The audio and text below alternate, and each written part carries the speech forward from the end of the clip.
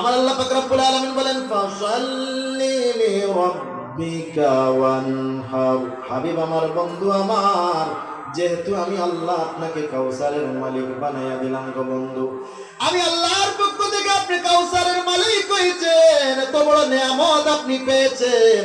আমি আল্লাহর পক্ষ থেকে নিয়ামত যখন পাবে, আমি আল্লাহর নিয়ামতের শুকরিয়াও আপনাকে আদায় করতে হবে। যত বড় নিয়ামত দিয়েছি তত বড় শুকরিয়াটাও হতে হবে গো বন্ধু।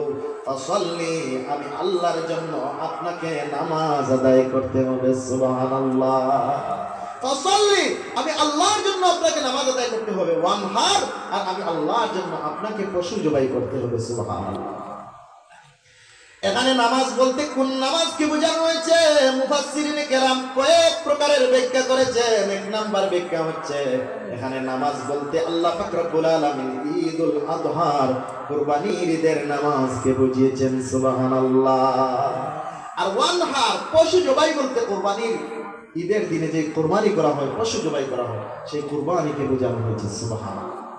এই হচ্ছে একটা ব্যাখ্যা। আরেকটা ব্যাখ্যা হচ্ছে, হাবিব আমার, আপনি যখন নামাজ আদায় করবেন, কেবলমাত্র আমি আল্লাহকে খুশি করার জন্য নামাজ আদায় করবেন। আপনি ফরজ, ওয়াজিব, সুন্নাত, মুস্তাহাব যত নামাজ আদায় করবেন গো বন্ধু, সব নামাজ হবে আমি আল্লাহ রাব্বুল আলামিনকে খুশি করার জন্য। ওয়ানহার, আপনি কুরবানি করবেন আমি আল্লাহকে খুশি করার জন্য। কুরবানির ঈদ ছাড়া আপনি যখনই পশু জবাই করবেন, দুনিয়ার কারণে আমি পশু জবাই করবেন না, কেবলমাত্র আমি রব্বুল আলামিনের নামে আপনাকে পশু জবাই করতে হবে। সুবহানাল্লাহ। আল্লাহর রাসূলের মাধ্যমে কিয়ামত পর্যন্ত যারা উম্মত আসবে, আমরা সবাই কিয়ামত পর্যন্ত যারা আসবে, সাহাবায়ে কেরাম সহ সবাইকে আমার নবী রাহমাতুল লিল আলামিন শিক্ষা দিলেন আল্লাহর কোরআনের মাধ্যমে। আপনারা যখন নামাজ আদায় করবেন, দুনিয়ার কাউকে খুশি করার জন্য নয়, আমার আল্লাহকে খুশি করার জন্য নামাজ আদায় করতে হবে। আর যখন কুরবানি করবেন, দুনিয়ার কাউকে দেখানোর উদ্দেশ্যে কুরবানি করবেন না, আমার রব্বুল আলামিনকে খুশি করার জন্য কুরবানি করতে হবে। বলুন ঠিক কি না? সম্মানিত উপস্থিতি, আল্লাহ পাক রব্বুল আলামিন বলতেছেন, যত ইবাদত করবে, যত নামাজ পড়বে, কাকে খুশি করার জন্য? আল্লাহকে। আর পশু যখন আমরা জবাই করব, কাকে খুশি করার জন্য? কুরবানি করব আল্লাহকে খুশি করার জন্য। আর কার নামে জবাই করব?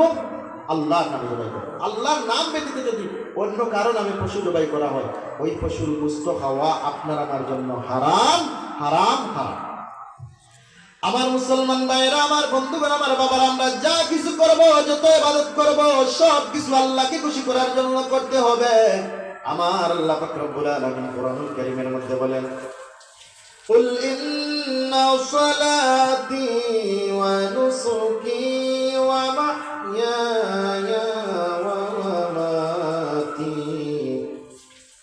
ওয়া মাহইয়ায়া ওয়া মামাতি লিল্লাহি রাব্বিল আলামিন।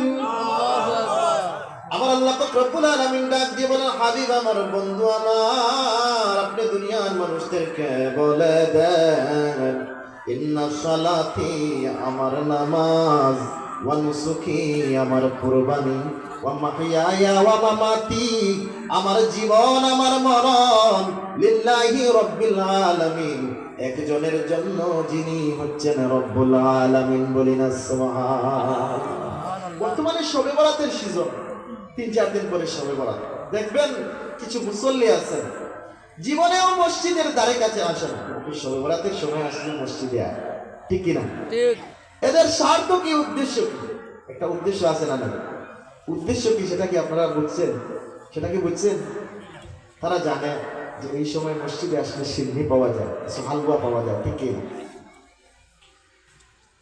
আমার মুসলমান ভাইরা, আমার বন্ধুগণ, আমার বাবারা, এই শবে বরাত হচ্ছে পরিবর্তন হওয়ার সময়, পরিবর্তন হওয়ার মাস। আল্লাহ রাসূল সাল্লাল্লাহু আলাইহি সাল্লাম সাহাবায়ে কেরামদেরকে বলেছেন, রজব মাস, শাবান মাসে তোমরা বেশি বেশি করে ইবাদত করো, বেশি বেশি করে রোজা রাখো। এই জন্য শবে বরাতের সময় যারা মসজিদে আসে গো, তাদেরকে দেখে কখনো ঠাট্টা বিদ্রুপ করবেন না, কারণ এই আশাটা তার জন্য হতে পারে তার জীবনের জন্য হেদায়েত। বলুন ঠিক কি না? কেউ যদি মসজিদে আসে, কোনোদিন আসে না, আপনি বললেন যে তুমি যে টি শার্ট পরে মসজিদে এসেছো, গেঞ্জি পরে মসজিদে এসেছো, এটা তোমার ঠিক হয়ে, প্রথমেই তাকে এরকম বলবেন না। প্রথমে আপনাদেরকে ধন্যবাদ দিবেন ভাই, তুমি তো মসজিদে আসো না, আজকে তুমি মসজিদে এসেছো, আলহামদুলিল্লাহ।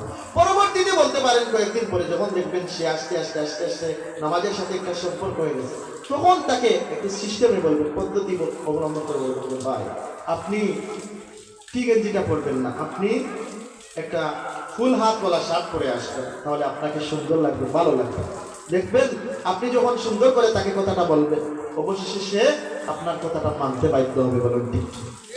আর যদি বলেন কেন তুমি আসছো, সিন্নি খাওয়ার জন্য মসজিদে আসছো, এইরকম বললে সে আর মসজিদে আসতে চাইবে না।